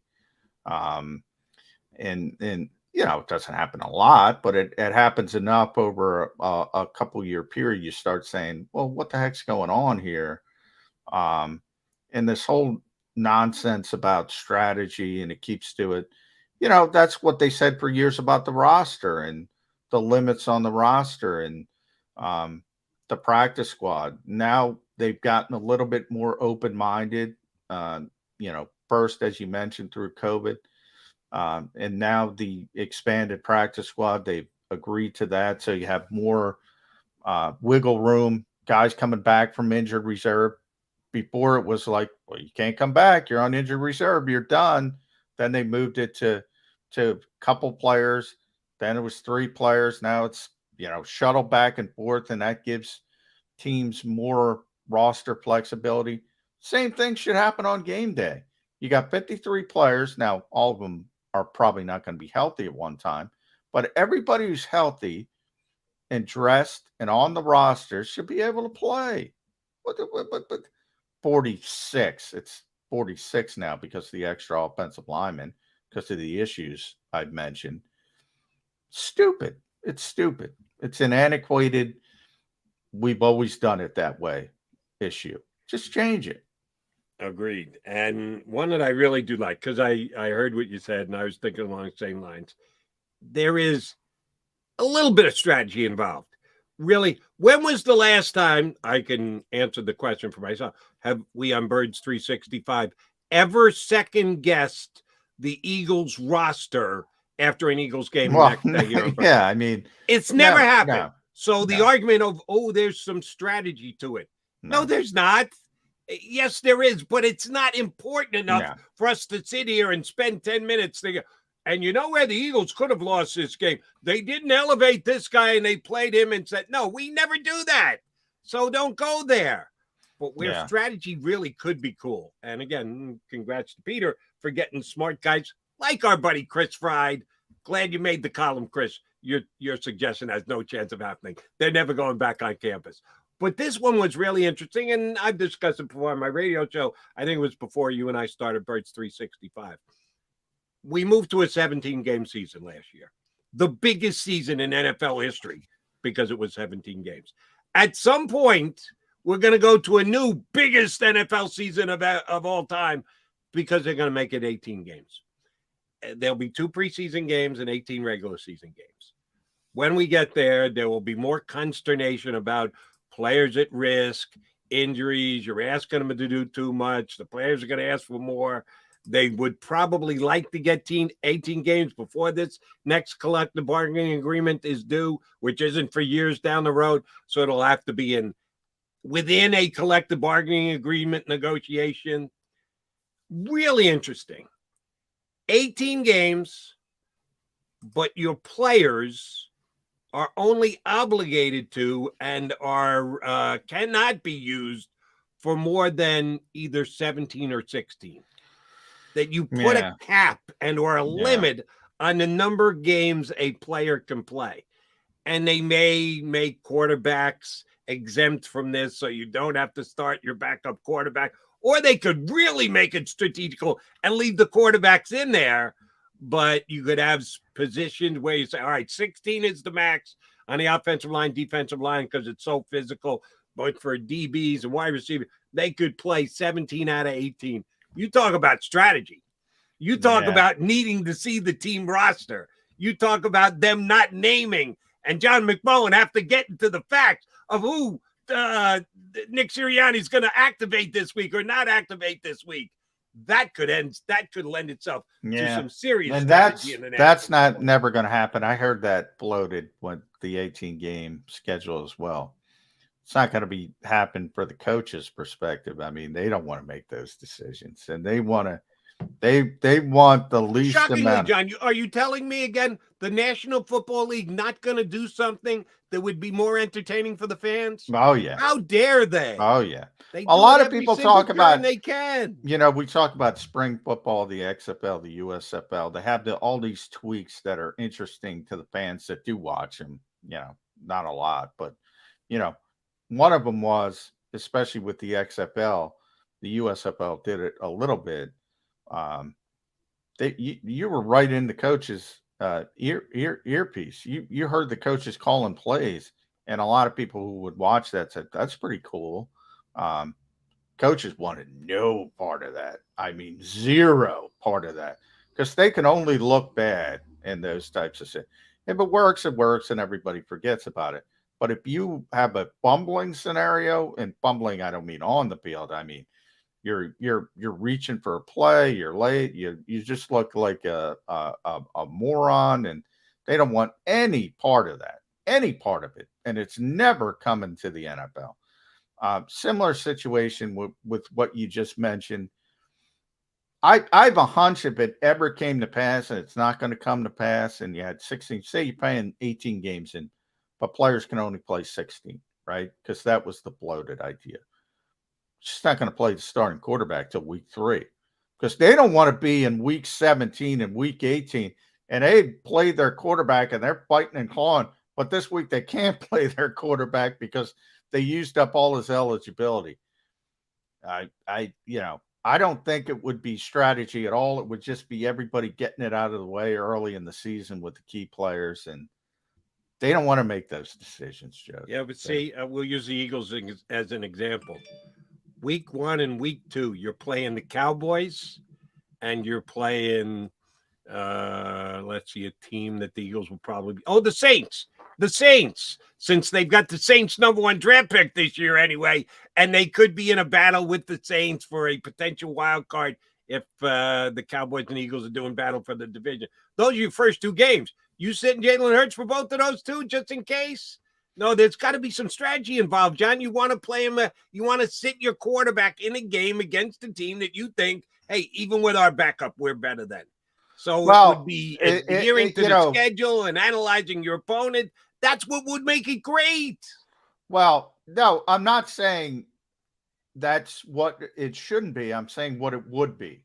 And the NFL, and I got to look at the week 1 schedule. They don't do division games early, typically, that early. So right off the bat, Yeah, for the Eagles, it might be in this year if you just plug it in this year. Yeah, Lions and Detroit, Vikings, Minnesota. Yeah, you could sit your starting quarterback the first 2. But typically, that's the way it normally is. Now, there is, I think, the Saints. I'm looking at it. The Saints play the Falcons. Patriots play the Dolphins. So there's a couple. So it could happen. And maybe that year would be a little bit more interesting. But this year for the Eagles, yeah, it's Lions, Vikings. I mean, you just get it out of the way. Exactly. And if you're playing the Cowboys, you want to beat the Cowboys.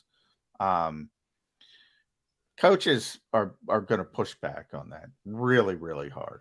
Really hard. I understand, but that would be cool from a sports talk show host. Oh, yeah. It would be great for our standpoint. Give us such fodder. Could you imagine having to play week 18, would be week 19, would be week 20, because they probably have 2 buys. So the final game of the season, we'll describe it as. And you have to win it to get in the playoffs, but your quarterback isn't eligible. That coach is getting fired, man. Oh, shit. I was going to say, he should be fired before he gets there, before they play the game.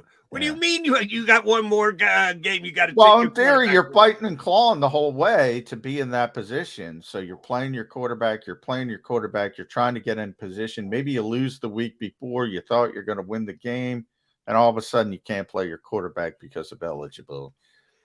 Yeah, they're going to fight that to the hilt, man. Yeah, you got the backup quarterbacks playing the first 2 games. I don't think that's a necessity. It's a probability, but it's not a necessity.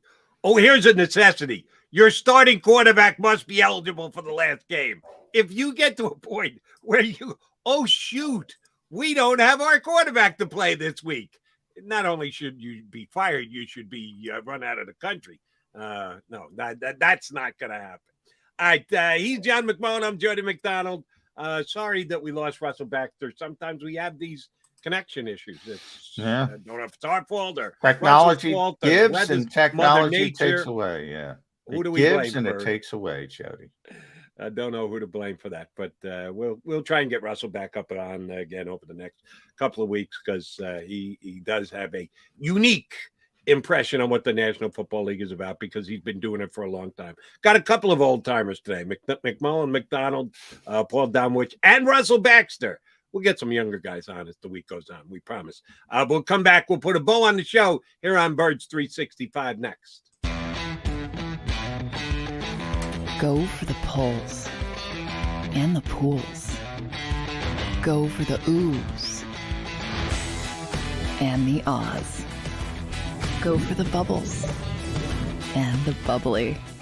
Go for the story and the stories. Go for the win. Go to Ocean Casino Resort. Book your trip at theoceanac.com. Action News at 11 with Rick Williams. It's the team you trust to bring it all together. The stories that impact your community, a sports roundup for the locals, and the AccuWeather forecast you depend on. Action News at 11 with Rick Williams.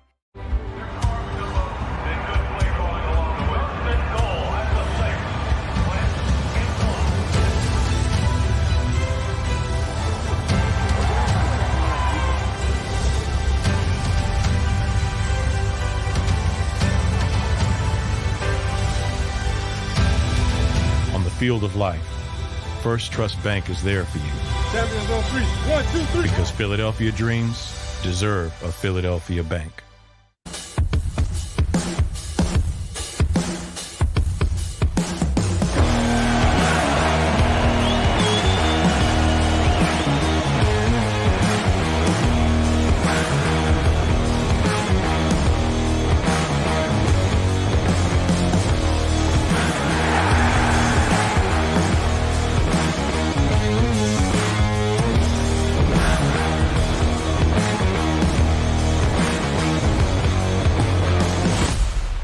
Did you know I was the mommy slam dunk champion?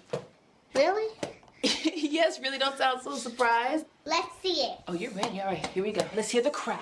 So go to right, I go to left, fake 'em out. Mama go up, up, up. She did it. Again? You can't avoid gravity, but United Healthcare can help you avoid financial surprises by helping you compare costs and doctor quality ratings. United Healthcare. Uh-huh. Go for the pulls and the pools. Go for the oohs and the ahs. Go for the bubbles and the bubbly. Go for the story and the stories. Go for the win. Go to Ocean Casino Resort. Book your trip at theoceanac.com.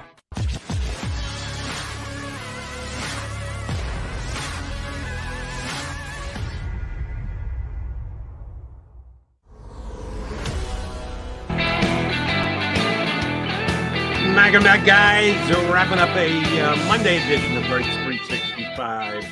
All right, Johnny Mac, I mentioned at the top of the show, busy weekend for you on JAKIBsports.com.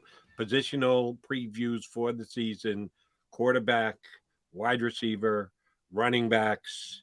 Where are you off to next, my friend? I'm assuming on the Eagles' main position of strength, which would be the offensive line, or the tight ends merit their own day. Tight ends merit their own day.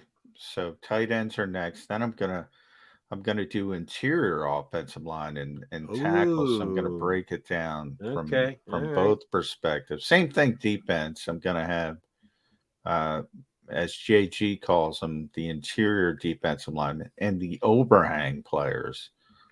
So the Sam linebackers, defensive ends, because that makes more sense to me. Speaking of overhang players, I'm reading everything you put on JAKIBsports.com, but keeping an eye on your Sports Illustrated stuff.